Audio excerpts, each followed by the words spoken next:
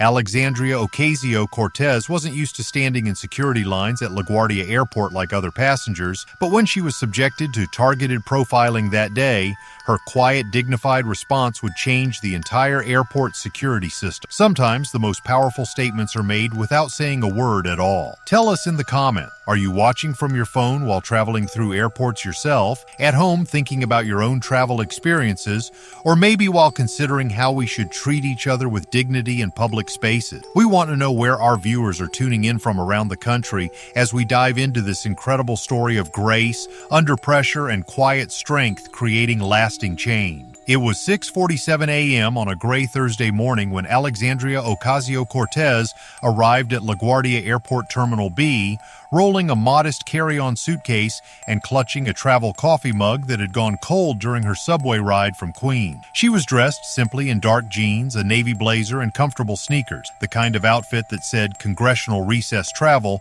rather than official business. Her hair was pulled back in a low ponytail and she wore minimal makeup, looking like any other young professional catching an early flight. AOC was heading to Pittsburgh for a climate conference, one of dozens of events she attended during congressional breaks to stay connected with grassroots organizations and environmental activists who had supported her since her first campaign. The 8:15 a.m. flight would get her there with time to spare for the opening session, assuming everything went smoothly through security. The morning rush at LaGuardia was typical for a weekday. Business travelers moving efficiently through their routines, families juggling children and oversized bags, college students returning to school with backpacks stuffed beyond capacity. AOC had made this journey dozens of times since taking office, usually without incident beyond the occasional passenger recognition and request for a selfie. She joined the security line behind a woman in scrubs who appeared to be heading to work and in front of a man in a Patriots jersey who was already complaining loudly about the wait time. The line moved at its usual pace, passengers removing shoes, laptops, and liquids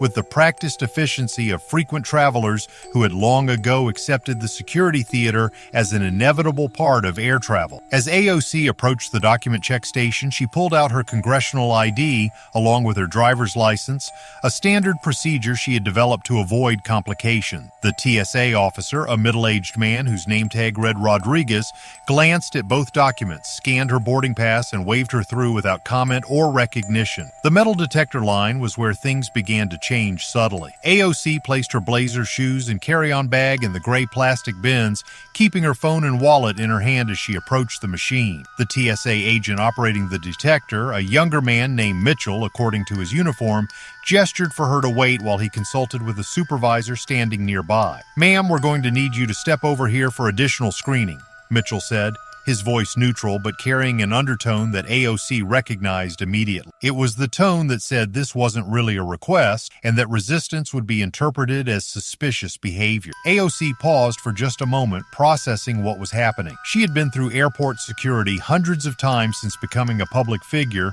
and while she occasionally received extra attention due to her position, this felt different. The selection appeared arbitrary, but the timing and manner suggested otherwise. "Is there a specific reason for the additional screening?" AOC asked quietly, her voice calm and professional. She wasn't challenging the procedure, merely seeking clarity about what was required. "It's random screening, ma'am.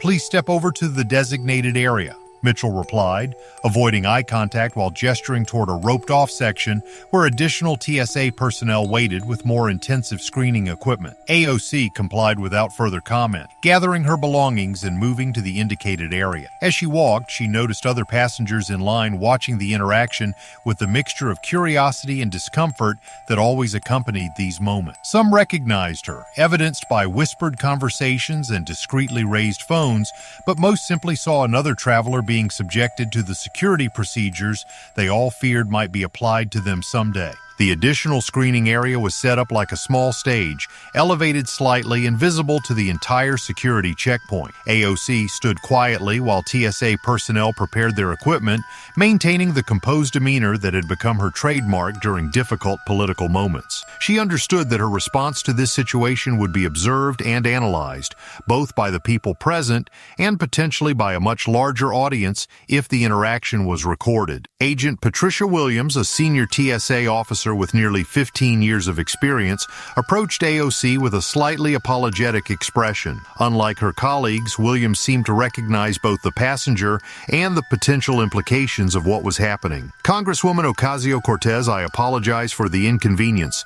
This should only take a few minutes," Williams said, her voice carrying genuine respect mixed with professional obligation. "I understand you're doing your job," AOC replied softly. "I'll cooperate with whatever's required." The additional screening process was thorough and deliberately public. AOC was asked to remove her shoes again, submit to a full-body pat-down, and watch as her belongings were examined with particular attention to items that had already been cleared through the initial screening process. Throughout the procedure, she maintained her calm demeanor, answered questions politely, and avoided any actions that could be interpreted as uncooperative. What made the situation particularly uncomfortable was the obvious nature of the targeting. While AOC was being subjected to intensive screening, other passengers, including several who had triggered the metal detector or appeared nervous during questioning, were waved through with minimal additional scrutiny. The contrast was stark enough that even casual observers began to recognize the disparity. A businessman waiting in the regular line took out his phone and began recording, initially out of curiosity about seeing a congresswoman at the airport, but increasingly because he recognized that something unfair was happening. His video would later show AOC standing patiently with her arms slightly raised while being patted down, her expression calm, but her eyes reflecting the indignity of being singled out for treatment that seemed unrelated to actual security concerns. "Ma'am, we need to examine the contents of your bag more thoroughly," Agent Mitchell announced, pulling items from AOC's carry-on with unnecessary force. Her laptop, which had already been screened, was removed and examined again. Her phone charger was unwrapped and inspected. Even her congressional documents were shuffled through and scrutinized. AOC watched silently as her belongings were displayed for the security checkpoint audience. Personal items that should have remained private were handled and examined in full view of dozens of strangers. The process seemed designed to humiliate rather than secure, a demonstration of power rather than a legitimate security procedure. "Is there something specific you're looking for?" AOC asked after several minutes of watching her possessions being examined. Her question was reasonable and politely delivered, but it seemed to irritate Agent Mitchell, who responded with increased aggressiveness. "Ma'am, please don't interfere with the screening process. We'll let you know when we're finished," Mitchell said loudly enough for surrounding passengers to hear. His tone suggested that AOC's question had been inappropriate, though anyone observing could see that her behavior had been nothing but cooperative. The interaction was now drawing attention from throughout the security area. Passengers in other lines had slowed their movement to watch, some openly taking photos and videos. TSA supervisors were gathering in small groups, clearly recognizing that the situation was developing into something that could become problematic for the agency. After 20 minutes of intensive screening that revealed nothing suspicious, Agent Williams approached AOC with her belongings repacked and her boarding pass in hand. The senior officer's expression suggested discomfort with the entire process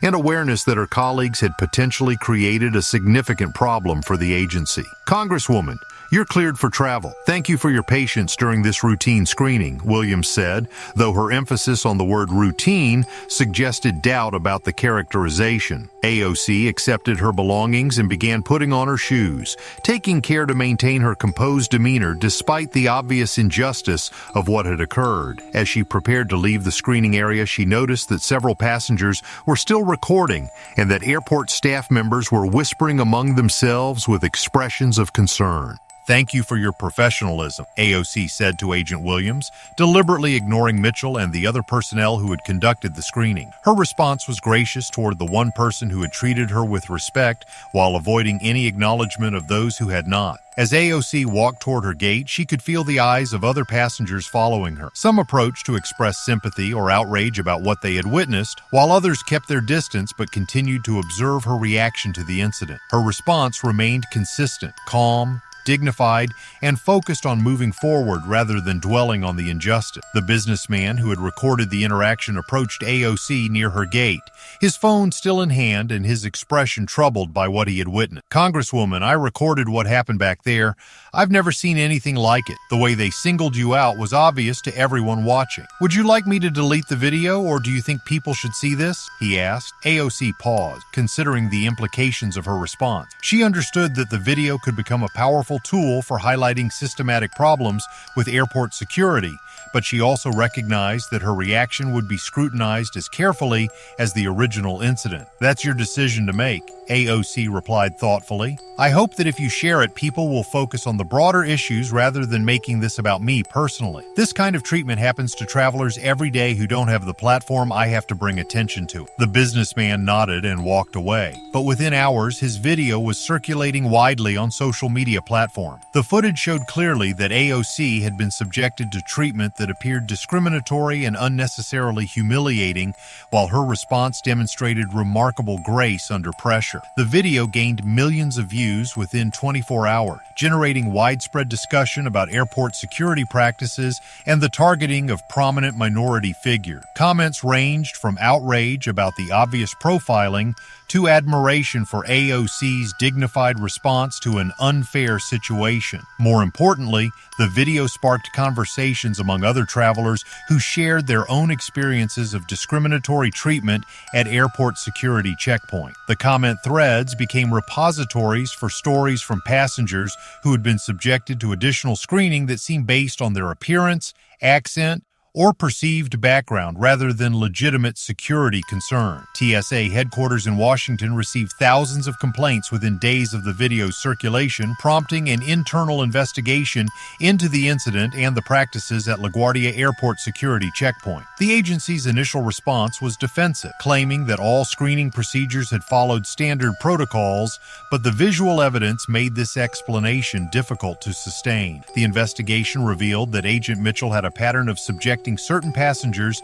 to additional screening at rates significantly higher than statistical randomness would suggest. Review of security footage from previous weeks showed consistent targeting of young women of color, passengers with non-European names, and individuals who appeared to be from lower socioeconomic background. Agent Williams, the senior officer who had apologized to AOC, provided testimony to investigators that confirmed the discriminatory nature of the screening practices. Her account detailed conversations among security personnel about targeting passengers who looked suspicious or seemed like troublemakers, criteria that clearly violated federal anti-discrimination policy. The consequences for the involved personnel were swift and significant. Agent Mitchell was terminated from his position, while several supervisors who had failed to intervene received formal disciplinary action. More importantly, LaGuardia Airport implemented new training programs focused on eliminating bias in security procedures and established oversight mechanisms to monitor screening patterns. The changes extended beyond LaGuardia to other airports throughout the system, as TSA leadership recognized that the incident had exposed systematic problems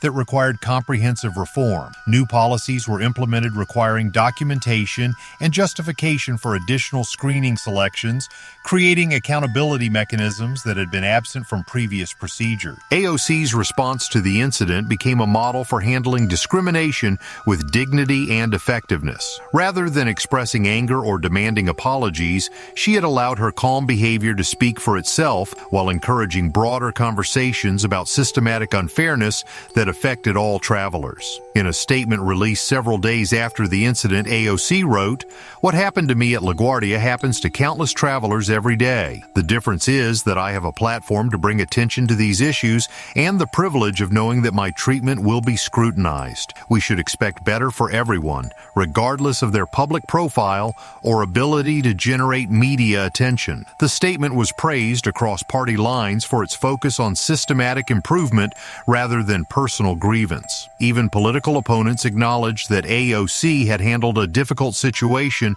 with remarkable grace and had used the attention to highlight important issues rather than seeking sympathy or political advantage. The long-term impact of the incident extended far beyond airport security security to broader conversations about dignity, respect, and the treatment of individuals in institutional settings. AOC's response became a case study in maintaining personal integrity while advocating for systematic change. Educational institutions began using the video and its aftermath to teach lessons about civil rights, peaceful resistance, and the power of dignified responses to injustice. The incident demonstrated that sometimes the most effective way to challenge unfair systems is not through confrontation but through grace that highlights the contrast between reasonable behavior and unreasonable treatment. Most significantly, the incident showed that individual dignity could catalyze systematic change when combined with public accountability and institutional willingness to reform. AOC's quiet strength had not only protected her own integrity,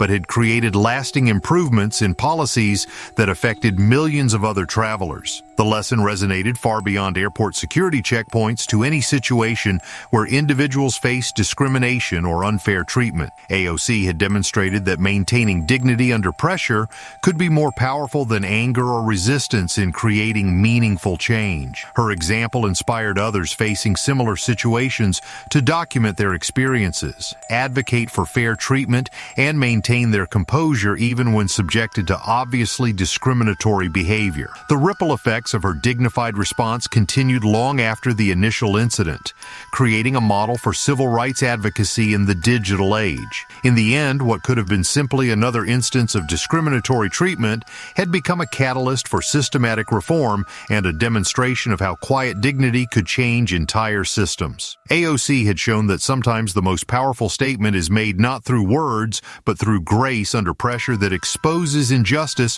while maintaining personal integrity. Click subscribe to see more stories of quiet dignity, creating lasting change, and how individual grace can challenge unfair systems. Thank you for watching, and we'll see you in our next video. God bless you, and God bless America.